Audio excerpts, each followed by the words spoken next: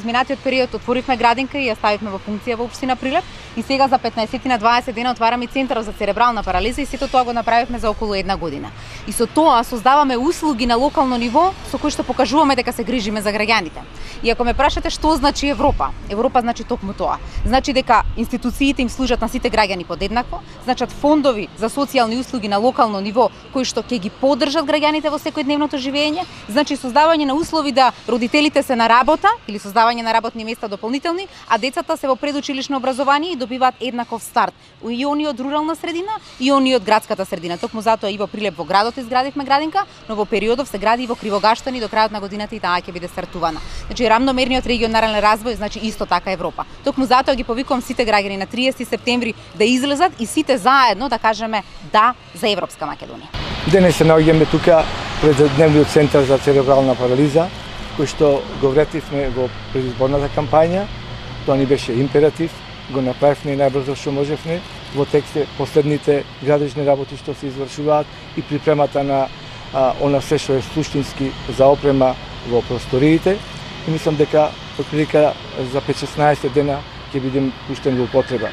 Јас се надевам и убеден сум дека министерката ќе дојде за отворањето на овој центар. Завршен е оглас од јавниот оглас за прием на кадрите во овој центар што треба да бидат.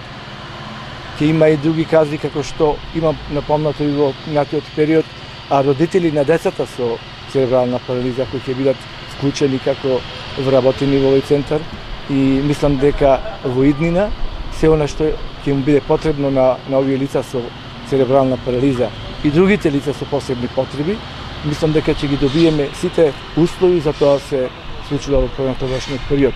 Јас се надевам дека после 30 септември ќе имаме уште повеќе фондови од Европската унија, каде што ќе направиме уште подобри услови и можеби ќе направиме проширување на овие лица со посебни потреби, децата со церебрална парализа, така да убеден сум дека Прилеп ќе биде еден од градовите или првите градови, можеби и прв после Скопје, со ваков центар за церебрална парализа и сите услови што ги нуди. Дневниот центар е една од формите на сервиси за поддршка на граѓаните со хендикеп на локално ниво.